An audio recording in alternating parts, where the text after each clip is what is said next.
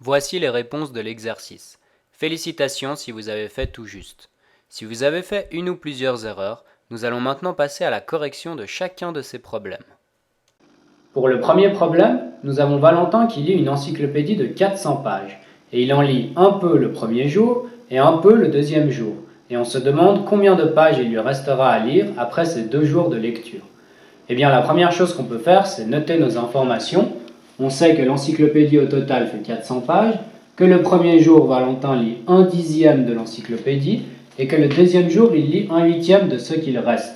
Attention avec cette phrase « de ce qu'il reste », ça signifie qu'il lira 1/8 des pages qu'il n'a pas encore lues après sa première journée de lecture, et non pas 1/8 de toutes les pages, pas 1/8 de 400 pages. Donc, dans ce genre de problème, il faut y aller par étapes. La première chose à faire, c'est de calculer combien de pages il a lu le premier jour. Eh bien, on sait que toute l'encyclopédie, c'est égal à 400 pages. Je vais noter toute l'encyclopédie égale à 400 P pour 400 pages. Et 1/10 de l'encyclopédie, eh bien, ça fait on ne sait pas combien de pages. Pour pouvoir faire notre règle de 3, il nous manque une valeur, puisqu'on a ici 2 valeurs qu'on ne connaît pas, mais il faut toujours se rappeler que toute l'encyclopédie, que la totalité de quelque chose, c'est égal à la proportion 1. Je peux donc écrire à la place de toute l'encyclopédie la proportion 1. Et à partir de là, je vais pouvoir faire ma règle de 3. Je vais le faire ici 1/10 fois 400. Je peux simplifier par 10 avant de faire ma multiplication, ce qui fait 1 sur 1 fois 40, ce qui fait 40. On a trouvé notre inconnu. Le premier jour, Valentin a lu 40 pages. Donc je vais écrire, il a lu 40 pages. Et je peux écrire par conséquent ce qu'il lui reste à lire. Il lui reste à lire le total, c'est-à-dire 400 pages, moins les 40 pages qu'il vient de lire. 400 moins 40, ça fait 360 pages. On a donc trouvé qu'après le premier jour, il lui reste 360 pages à lire, et ça va nous servir pour calculer combien il aura lu le deuxième jour. Je réécris donc pour le deuxième jour que ce qu'il lui reste, c'est 360 pages. Et je sais que le deuxième jour, il lit 1/8, mais je ne sais pas à combien de pages ça correspond. C'est ce qu'on va devoir calculer. Et pour pouvoir faire une règle de 3, eh bien, je n'ai droit qu'à une seule inconnue. Il faut donc que je transforme ce qu'il reste en un chiffre, et c'est tout à fait possible. Là encore, ce qu'il reste, c'est tout ce qu'il reste, c'est la totalité des pages qu'il reste à lire. C'est encore égal à la proportion 1. Je peux effacer ce qu'il reste et écrire 1. Étant donné qu'il doit lire 1/8 de tout ce qu'il reste, eh bien tout ce qu'il reste c'est 1. Je peux là faire ma règle de 3, qui sera 1/8 fois 360, et le résultat divisé par 1, mais divisé par 1 on ne va pas le faire, ça ne sert à rien, ça restera le même nombre. Le calcul que je dois faire c'est 1/8 fois 360. Je peux simplifier par 4, ce qui me fait, au lieu de 1/8, une demi, et au lieu de 360, 90. J'ai donc une demi fois 90, ce qui fait 90 demi, ce qui fait 45. Le deuxième jour, Valentin a lu 45 pages. À partir de là, il va être facile de répondre à la question qui était de savoir combien de pages il lui reste à lire. Eh bien, le premier jour, il a lu 40 pages, et le deuxième jour, il a lu 45 pages. Donc, en tout, il a lu 45 plus 40 pages, ce qui fait 85 pages.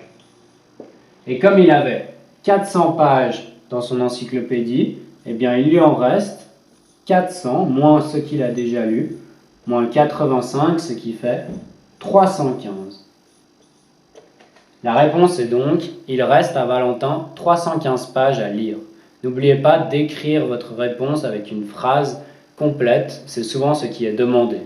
Pour le deuxième problème, nous avons Adrien qui a fait un trek dans 3 pays et on nous demande quelle proportion de son trek, quelle fraction de son voyage il a fait au bout de temps. Eh bien, la première des choses que l'on doit se souvenir lors de ce genre de problème, c'est que la totalité du voyage, la totalité du trek, c'est toujours égal à la proportion 1. Je vais donc noter totalité égale à 1, ce qui représente le trek dans son ensemble. À partir de là, je peux représenter le trek comme un gâteau, avec différentes parts.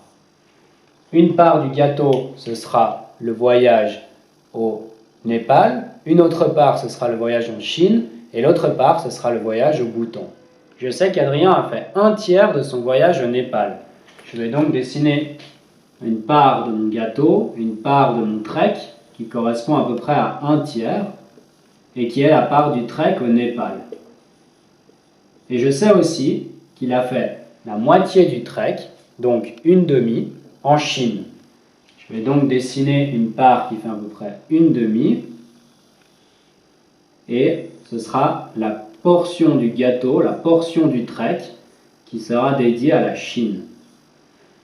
La fraction qu'il me reste, c'est-à-dire cette zone, ce sera la partie qu'il aura fait au Bhoutan. Et je ne sais pas quelle fraction cela représente, mais je vais pouvoir la trouver en soustrayant les parts que représentent le Népal et la Chine à ma totalité qui est 1.